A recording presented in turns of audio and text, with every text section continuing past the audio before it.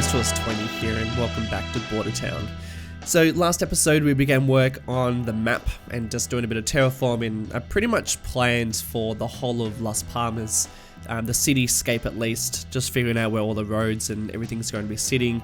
And in this episode I'm going to be doing pretty much the same, this time working more on the Mexican side of the border and also working on this massive river that's going to cut through the two cities. And before I do get into the ins and outs of what I'm building on screen, I do want to let you know that this map is now officially on the Steam Workshop. So if you want to have a go at building on this map, or if you want to check out all the things that I've been building over the last few weeks, then you can go and check that out right now. It's sitting in the description below, so if you want to go and check it out. And look, I mean, it's not as straightforward as just downloading a map and playing it. There are a couple of bits and pieces that you will need in order to make it work. So first up, this isn't exactly a map, it is a save game, and that's because I do some work using decals and props and a couple of other bits and pieces that I just couldn't do within Map Editor. So it's a save game, but you can use it just as if you are starting a new city. And you will also require a couple of dependencies, probably about 20 or so, which is like a bit higher than your usual map on the Steam Workshop, but there are some things that I think are very much needed to start a city within this area, and I just had to include them. So for instance, when you download the map, you will also get all the river that I will be building today. You've seen a lot of the cinematics in the very beginning of the episode, where it's all concreted off, there's a nice stream, and there's like a bunch of props and decals that make it look all cool. So you'll get all that as well, and I was going to release a map that was a lot more vanilla than the one you are getting. However, I figured that it'd be a very boring map. There wouldn't be much to it except for these mountains. And you know, the more effort I put into this map, the more I sort of realized that I should probably keep all this detail and just release it as is. So when you do download the map, just make sure you download all those dependencies as well, so that you can get all the detail. There's also like probably about 5 or so networks that you will definitely need to make sure you download, subscribe to, because I think they do some funny things to the game if you don't include them and try to load them up. So it's like pretty essential that you download everything that is listed. So it's pretty straightforward. I mean, it's just a matter of just downloading everything that I include in the description. And also, I mean, to make things a lot easier for you, you could also just subscribe to the collection that I've also added in the description too. And that's a collection of all the things that I'm going to be using within this map, within this series. There's actually not as much as I would usually use, to be honest. I think there's something like 400 or something mods and assets that I use in this series, and including my essentials. So there's probably about 1,000, which is pretty high. You're gonna need a bit of RAM to cater for it. But if you do sort of take on that challenge, I'd love you to send me some pictures and let me know how it's going, whether or not you're building in a similar style, whether you're making something completely up. Please do let me know if you do end up downloading the map and downloading the assets and working on your own project within the same style. Then do tweet at me or send me some DMs and on Twitter or on Instagram. I'll love to check it out. And on a similar topic, I totally forgot to mention the map theme that I'm using, which is ridiculous. That should have been the first thing I said in the last episode. So the map theme that I'm using is our Los Angeles theme, and this is a map theme that I've been wanting to use for a really long time. I almost subbed to it when it came out for Springwood, but it just didn't quite fit what I'd already created. And I was really excited to actually be using it for this map because it is a very detailed and a very realistic map theme. As you can see, it just creates such a great texture, and there's a lot of variations. There's a lot of things that you can kind of do with it. So at the moment you can see that I've painted a bit of the oil texture on top of the mountain to create a much rawer, more scorched earth sort of a look, as it's sort of been burnt by a bit of the snow that's been sort of snow capping these mountains. And something else I failed to mention in the first episode is that This map wasn't exactly like a clean slate. I started off with a base map that was created by Hot Dog. I mean, this map is about 3 years old now, so it was released a long time ago, and I'm not even sure if he even realizes that I'm using it. However, I should give him a bit of credit because it did sort of give me a bit of a base template to base everything else on, but I have modified it heavily and I've done a lot of extra stuff to it. So if you didn't want to commit to all the mods and assets that you have to download in order to play my save game, then you can go and sub to his one and build something similar. It's a lot more of a vanilla base than what I will be giving you in the save game. But either way, I hope you do enjoy the save that I've uploaded. If you do, don't forget to rate it up. We'll see if it makes it to the front page. I don't know if it's going to, but you know, I figured this would be the first time I can actually share a map with you, and you can kind of get firsthand a bit of an idea of my build style, even though it's pretty much just a map. But there's a couple of bits and pieces that I add in there that I think make the map just a little bit more unique. And before I do jump into everything that I've been building, even though it's about 6 minutes into the episode already, a new feature that I've just released to my patrons, which you might be interested in, is that patrons will now be receiving all the save games from now on. So if I release an episode of Springwood, then that save game will jump straight onto Patreon and they'll be able to go and fly around and check it out. So if you're interested in jumping onto any of my save games, then maybe go and check out my Patreon page, and feel free to ask any extra questions about that too. Alright, that's it. I've said all the things that I needed to say. I've got another little list of things that I'll just wedge in between other things that I talk about in this episode. But what I've been up to so far is I've just been working on this pretty big mountain range that's going to sit on the Mexican side of the border. And this mountain range is based off a mountain range that is right next to Juarez. I actually don't know the name of this mountain range, but they are pretty spectacular and I think make a great addition to the map, especially when you've got the city down below and you can see them towering over the top. So I made sure that these mountains are actually super tall. Like, they're not just little hills on the side of the map. They are giant towering mountains so that they really dwarf the city no matter what angle you're looking from. And they take up probably most of the room in the whole map. And you better check that out if you do download the map. They are very, very tall. And that was something that I really wanted to make sure that I captured from the get-go. So you'll probably see me do a lot of comparisons to other buildings. Actually, I think I might have deleted all that footage, but you know, in order to make sure that the mountains are sort of in proportion to how mountains really look, I would be placing down a couple of small suburbs and then just flying over the top and just checking whether or not they're actually the right size. And a way that I sort of work with that is I, build the base mountains first, and then judging on how tall they are, I will just raise and lower them. And it wasn't just these giant ones that I was working on. There's this really cool element to these mountains where there are these smaller hills in front, and then it's a real gradual build until you get these drastic mountains that got these snow caps on them. And I wanted to create that, so I looking on Google Earth, I was just checking out how some of these other mountains form around these larger ones, and I think they're just as important as these large mountains, and I think create really great backdrops to some of the highways that are going to creep up and down around here. Again, I'm not going to huge amounts of detail because this is a sort of place that I'm going to revisit when I get into the real detail of this Mexican side of the border, and when I start working on the suburbs and the highways a little bit more in depth. And I'm really happy with how these things turned out. The way that the shapes of the mountain are quite tricky to recreate within city skylines, because the Earth doesn't really terraform the way that it's not as natural as, I guess, real life. So, you know, it took a lot of goes that you probably didn't see because I've just deleted them, because you don't really want to watch me do that over and over again.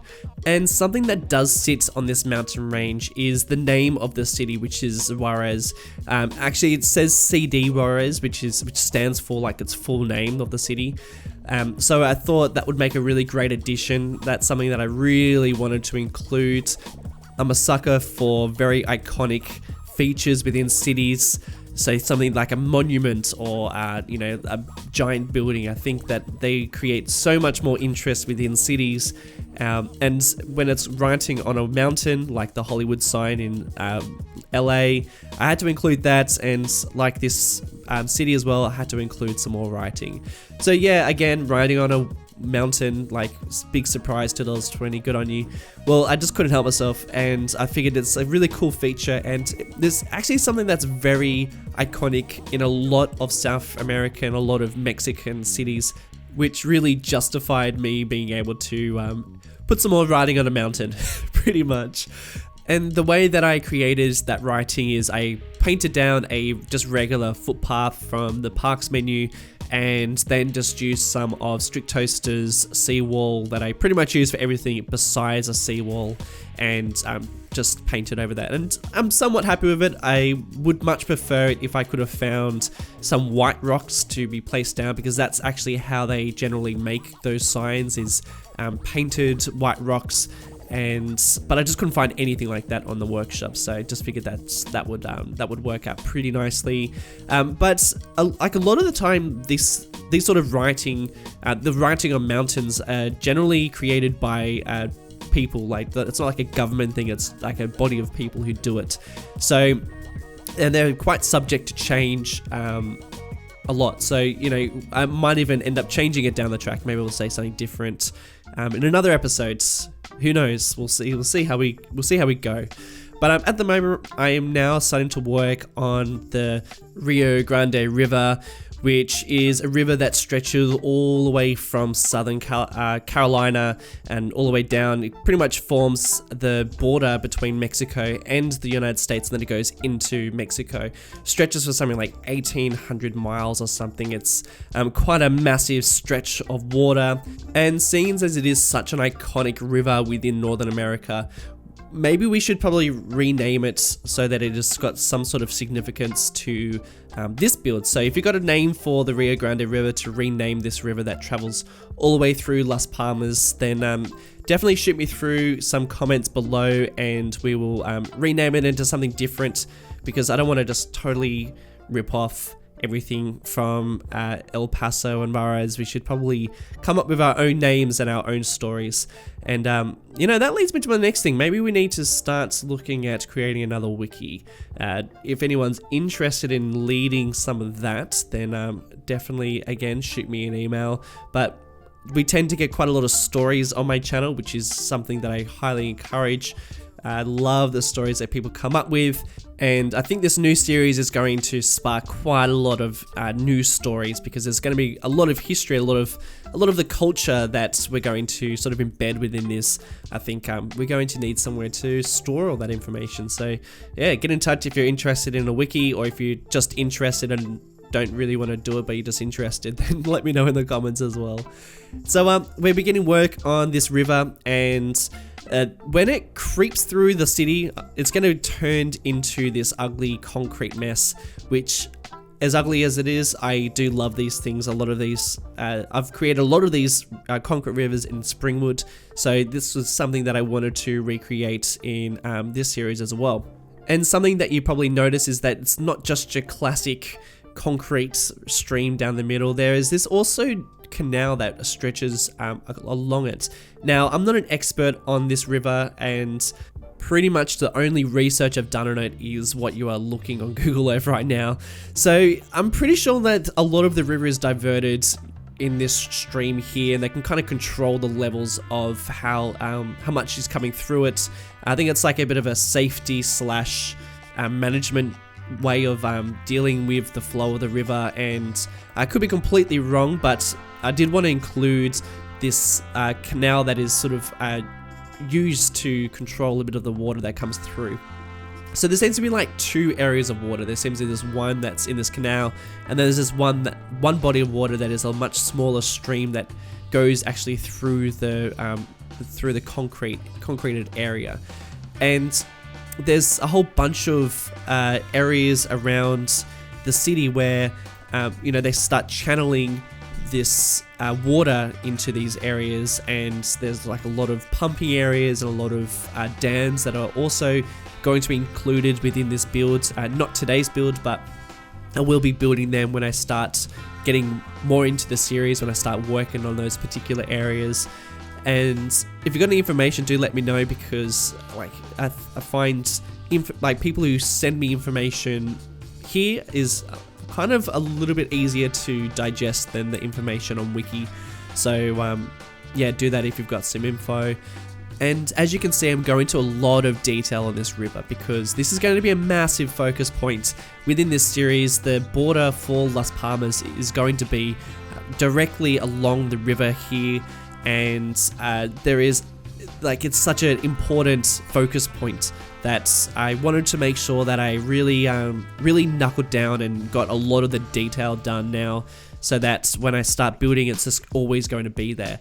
And that is also a reason why I wanted to include that within the save game, rather than just leaving it as a stream that's got no detail on it, because that way when you start building, you can actually also see this detail and use it within your own builds.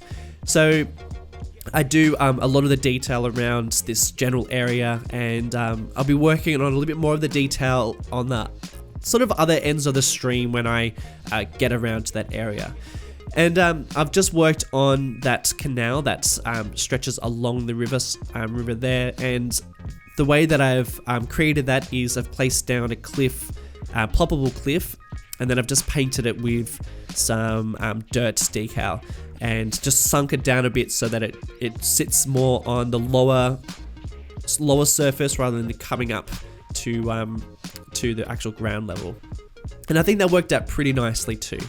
And I've just stuck down the very first part of the border that's going to sit along here, and I'll be stretching that in future episodes. There's technically not really much of a border at the moment, it's just stretches along this river. And again, I'm doing that in little stages, because I'd rather work on that as I work on independent areas around the city. And actually, just a little bit of an info, I'm going to be doing work in this particular area for the next 5 or so episodes, as I sort of figure out my building style, when I figure out how I want everything to sit. And then when we start expanding more into the series, I'm going to be working on particular neighborhoods, and might work on the downtown for 5 episodes, and I might move on to the train line. You know how I sort of work in projects in my other series, so I'm going to be doing a lot of that. But for now, I just want to work on getting a bit of a population, getting a bit of an idea of how everything's going to sit and look and work, and then that way I can get an idea of how everything is going to take shape. And it's going to be a pretty long series, I think. Like, this is something that I've been wanting to work on for a while. It might be a little bit tricky to manage with 2 other series that I'm sort of working on as well, but the way that I like to operate is I like to work on particular projects, and then once I finish that, I get a bit burnt out, move on to the next thing, and kind of makes sense to have multiple things going at the same time for me, so I can sort of get a good idea of how I want things to look, and when I sort of get tired of working on something, I can just move on to something different. And what I've been working on is just getting some of the decals down to really rough up the surface. These drain pipes are pretty dirty, understandably, so I wanted to make sure that we have some really dirty drains and some like real rough cracked surfaces. And also you saw me paint down a stream too, so this isn't a real stream, it's a network that I've painted down. As you can see, there's lots of networks involved within this, which is really great because it means that they're not all props. So the prop count is going to be pretty high in this series, I think, because I'm going to quite a bit of detail in order to get that realism. But yeah, just sort of like putting in some plants that are going to sit down here, because there's a lot of water. I mean, it's technically a stream, and I feel like nature always finds its way through concrete, and that's nature coming through right now, just coming through the cracks of the surface. And Also, lots of rubble and debris kind of gets washed through these through this canal, which is pretty cool. By the way, I'm going to keep referring to it as a canal, even though it's a river, but every time I see a concreted river, I just call it a canal. I don't know why, just do. But I think this is going to be a really interesting feature, having this river acting as the border and having one country on one side of this river and then another country on the other side. I find borders incredibly fascinating. It's probably because Australia's borders are actually just in the water. We're not connected to any other country, and that's somewhat unique. And I know that like most other countries are connected to another country, but as an Australian, that is quite like an unusual idea for me to have on one end of a wall one country and then the other end a completely different culture, and it's really, really bizarre. And that's something that really has inspired this series, is that contrast. I remember I did an episode of Asara about a year ago, and that episode was really just highlighting how you can have such strong divides just from one stretch of road. And this is what's going to sort of this series is going to be sort of based around that idea, is that on one side of the water you can have one particular style, one culture, one way of living, and on the other side you've got a completely different way of living. And that's like the same everywhere you go. Like cultures are different everywhere, like even if it's just slightly. Like for instance, American culture is really different to Australian culture, even though we're both Western countries, even though we share very similar values. When I've been to America, it's still like a very different place, and if we shared a border, that would be very similar. Like we'd feel very different. And that's the same for New Zealand with us. Like New Zealand is so close to Australia, and we share so much of the same culture. Like it's very, very similar, but of course, being two different countries, there are differences, which is great. You want difference, otherwise everyone's gonna be the same and totally boring. Like difference is good. So, that's something that I want to, highlight a little bit in this series, is that, there's going to be one style, there's going to be one culture on one side, there's going to be another culture on the other side, and they do meet somewhere in the middle. Like there is influence on either end, which is something that I also will be incorporating. But I think the fact that there is like a very strong river that is dividing two countries, I think that'd be very cool when I start actually branching out into this series and building more of the actual neighborhoods in the town. You're going to be able to see that very clearly, which is obviously something that sparks the fascination for this series. Again, Australia, water, like we have to jump on a plane and pay like $1,000 to experience that. So it's kind of that's sort of, I guess, why I'm building something like this, because it's something that I find very interesting. And, working more in the river right now, and I've just been trying to add in lots and lots of detail using the assets that I've already used, because I am sort of conscious that I do want to keep, even though it's quite high, the assets low for the save game for you guys. But I did want to really create a lot of variation within this canal, even though there's not much really going on. Like it is just a concrete stream. There is still quite a bit of areas of interest that I did want to capture and really want to emulate within this, so that everywhere that you go along this stream, you can kind of really pull little bits of icons out from it. And that's the same with the actual Rio Grande River. There's like so much little points of interest that obviously I'll be going into a lot more detail when I do start working on this area, fine-tuning bits and pieces. But for now, like I did want to get like a really good overview that everything is so different.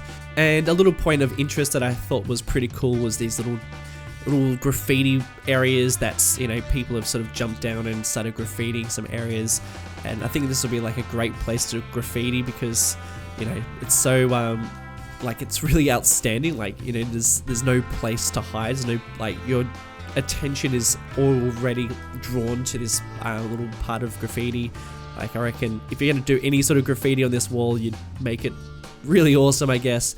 And sort of stuck for graffiti, I really wanted to get some good decals to stick down right on the wall. However, there's not really any decal graffiti marks. There's only ones that you can place against a wall, which is a real bummer. If you're an asset editor or you just want to have a go at creating a decal, like, man, I'd seriously love some like American or Mexican decals, some graffiti that I can stick down on this just to really add some points of interest. I mean, I don't care what you stick down on that thing, I guess within reason, but you know, I love to see something created so I can put down on this canal walls, which I think would be so cool. And I guess that's a good segue into a little bit of a ask, because you know, obviously there's not like a huge amount of Mexican themed or even like El Paso themed props out there on the workshop. So if you are interested in creating something for this series, please get in touch on any of my social platforms. I would love you forever. That being said, I do actually have a couple of asset creators who are jumping on board with me, which is so fantastic. Something that you've already might have noticed. I do have some signs that Evan created for me. That Evan also created some signs, some billboards for Springwood as well, which were just incredible. And I got in touch with him, and he was very kind to create some custom signs for the series to welcome people into the country, which is so awesome. I also got Peachish Will to create this design logos. If you probably saw them in their cinematic, and I'm going to be putting them into the next couple of episodes as you know, as we build a bit more of the different, we'll start getting into more of the detail work of it. But those signs are just incredible. Like Peachish Will is a really fantastic graphic designer. I'm going to leave his Twitter in the description below. Go and check out his other graphic designs. He's awesome. He does some really cool stuff. Also, I'm very proud to announce that Beard Monkey is also on board with this series. We've been chatting back and forth, and he's creating some amazing Mexican buildings for me, and I'm so excited to use them so shortly. I think he's working pretty hard on them, so you can look forward to that. I reckon he's going to create a couple of other things for me. He's an amazing asset creator. He's created stuff for Osara and even for my other projects. I'm very, very excited for what he has installed. And oh man, if you actually are from Juarez, or if you are from El Paso, please let me know as well, because I'm going to need some assistance. I'm obviously not from either one of those cities or those countries, so you know, my knowledge is limited to Google Earth and Wikipedia and some videos that I will watch from time to time. So I will need your assistance big time. So if you are from these areas, please do let me know.